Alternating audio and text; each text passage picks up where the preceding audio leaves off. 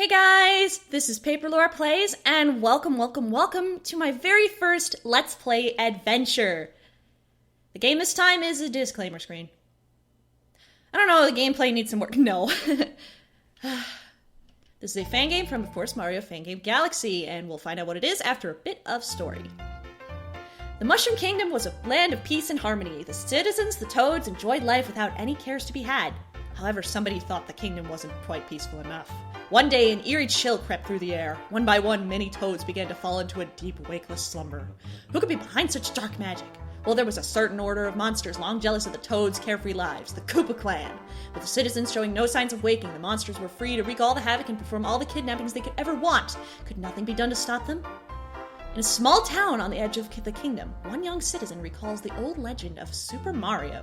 It tells of a great hero, one who would rise up from obscurity in the Mushroom Kingdom's time of need and face the music head on. Press any key. Where's the any key? That works. This is, as you can see from the screen, Toadette Strikes. Toad Strikes Back 2. Created by the ever-popular Thunder Dragon and released in January of 2015. Thunder Dragon is also the person behind the also ever-popular Psycho Waluigi and, well, Toad Strikes Back from 2007. This game is said to recapture Mario Fangame Galaxy's early days with a fresh coat of paint. As you can see, I have a file over here with 13%. It would have been less, but I was doing a ton of sound tests. So I had played this game for a while. I was playing it to see if I would enjoy it. And it turns out I really did, so I wanted to share it with you guys. But also, since you only play a game for the first time once, I also want to share my first experiences with everybody, so this is going to be a mostly blind playthrough. I know the mechanics, I know the first levels, but after a certain point, I know absolutely nothing about this game, so you'll get to play along with me. I mean, it is Let's Play for something. Also, just as a warning, this is my first Let's Play, and because you have to suck at something to get better at something, if I suck at this, then it's probably my job. I mean, I'm doing my job right. I mean, this is gonna be a little rough, so I hope you can stick with me, and I hope you enjoy this Toadette Strikes adventure. Got a pink mushroom house. And right away, we are given control of our hero. In your standard control scheme, which is the keyboard, you of course have arrow keys to move. Up and down move the camera, so I'm sorry, I have a bad habit of hitting up when I'm jumping a lot. So if the camera nooms around, that's kind of why. Shift is jump, control is nothing at the moment. I have these mapped to a controller though, through Joy to Key because I didn't want to. It automatically maps my buttons to a way I don't like, but let's go out the door in usual Mario style. And we find that there's something wrong already. We have pipes we can't enter, that's what's wrong. He doesn't have anything to say. Here we have Toad sleeping. A Toad with a mustache sleeping. Oh, hello. I didn't think we were getting into this fast. Alright, control, picks up enemies and lets you throw them. And watch these guys, and lets you talk to people. We got this guy. The only defenses we have are the termites growing in the ground. If you find yourself cornered, stand alone below atop those swaying grasses you see, and press button 2, default control. You should then have yourself an even deadly turnip. You can pick up certain monsters the same way, but you'd have to be absolutely nuts to try that. Gee. Can you... this guy's wearing glasses. I'll cut him a break. Control also talks to people. Well, button 2 talks to people. Here, it just passed me. Huh? What are you doing out here, miss? Don't you feel that creepy chill in the air? Any of us could fall into a wakeless sleep at any moment. Not a good thought with all the monsters looking around. I can't do that voice anymore. I don't want to ruin myself, like, right away. As far as I can tell, the cherries are points? I'm not entirely sure. Future lore will have to check that for me. Why am I still carrying this thing? Control again is to throw. Koopa shells can, of course, be stood on, apparently. And also, I mean, what do you normally do with Koopa shells? You kick them into things and get hit by them. Especially in Mario Kart. When your own shell hits you. Whoa! Okay. I think we gotta sniff it down there? Is it? Oh, Ninja. And I completely failed at hitting it. More points, I think? And also we have coins on the ground, of course. This is very Super Mario Bros. 2 inspired, which is what the description on Mario Fangame Galaxy said. But we've got something new. Hammer popping out of a block. You can use control to use your button to use your weapon. I actually did not know that could break Koopa shells. Let's go down the pipe. And forget that I'm stupid, apparently.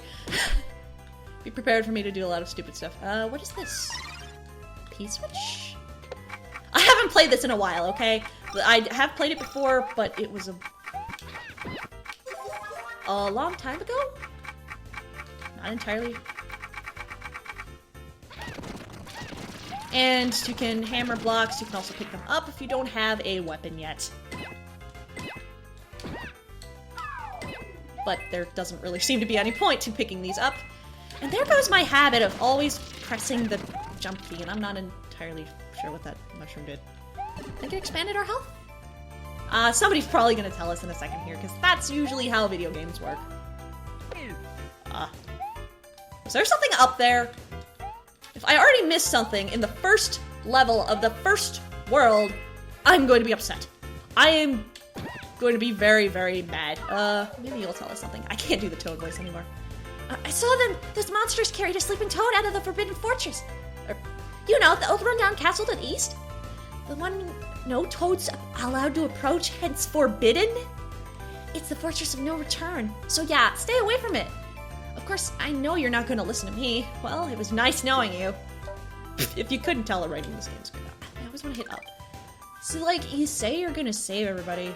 Basically, you're trying to live out the legend of Super Mario. Get real, babe. Everybody knows that's all made up.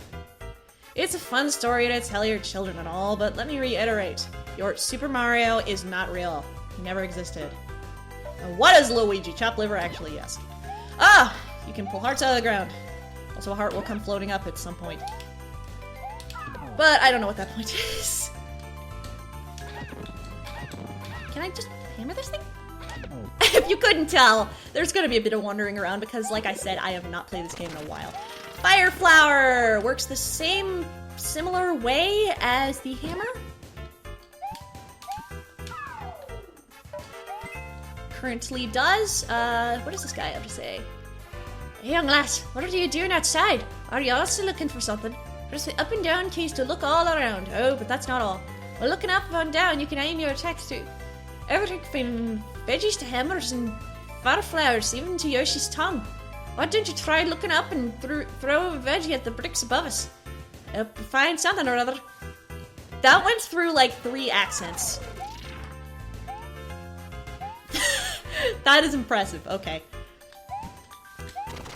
Let's just... I don't know why I even said Scottish. Why I even started as Scottish? I don't know. But yes, points are useful in this game. They can actually do things.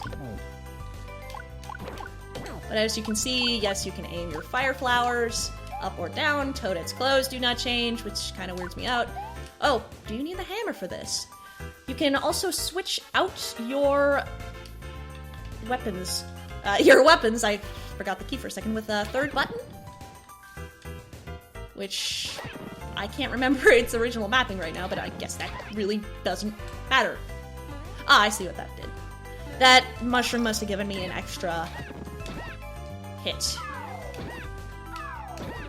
Beyond my original 5, I'm not sure. And what about you? See that bell up there? Ring it. Just do it. That way you'll be right back at it when you get KO'd.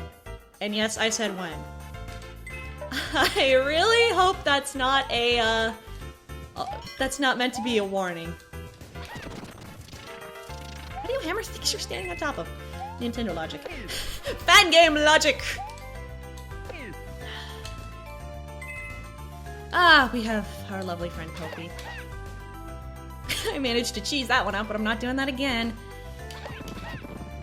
Thankfully, he turned away from me. That's better than it, you know, barreling right towards me like giant Pokey of death and this dude with glasses.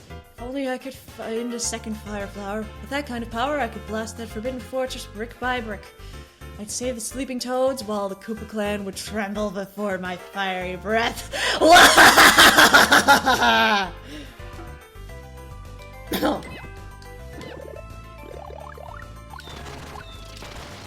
And getting a second power-up, as he just alluded to rather creepily, improves your power. And in that case, it makes Mew noises. Yes, I had to get all those coins. What are you talking about? And we, speaking of Super Mario Bros. 2, which I wasn't even talking about, of course we have the vines and the bugs on top of them, and I should know their names. Making firecracker noises. Figures this is right before the 4th of July that I am recording this, and we have bombs. If it'll go off. With a spectacular Super Mario Bros. 2-esque bomb. That was way too far away. Great job, Lore. That was wonderful. I don't remember having much trouble with the bombs when I first played the game, and we have a book. I don't remember finding this. Bumbell's Diary. Do not read if you value your life. Well, we're Toadette. We're just gonna read it. Date? Lost track. Mood? Sleepy yet energetic all the same. Well, it looks like the Koopa clan has returned. Monsters swarm the streets. As the only Babam in town, I feel like it is my responsibility to take them all down. I've spent the better part of my day sleeping, but now the time has finally come for me to put my foot down. That is, after a short nap, of course. Anyway, since you are a horrible person who broke into my basement just to read my personal thoughts, this diary will now self-destruct. Have a nice day, you sick little creep! Oh wow, that actually exploded, and I like how they gave me a heart right there. I guess I must not have gone over there. Usually I'm pretty crazy about checking out everything. Uh-oh, this must be the owner of the diary. That's a good person. Looks like she has succumbed to the sleeping curse as well. Interesting. And here we have a recurring feature. I've been playing Toadette Strikes back, and this dude appears there too. For now, we shall call him Angry Eyeballs. Listen up, brat. This place belongs to me. Reclue. And ain't no one else gonna get their germs in here. So need I spell it out? Go away! Scram! Now, or else! I'm not gonna even comment on the fact that I just said that I didn't know who the dude was. And the dude said his name. Oh, that's a nice kind of piranha plant coming out of the block. Ah! Alright, that's the first time we've taken a hit. Surprised it took us this long, and how did that toad get up there? Ah, whatever. We have a key, so it doesn't matter. And I lost my superpowered fire flower. Aww.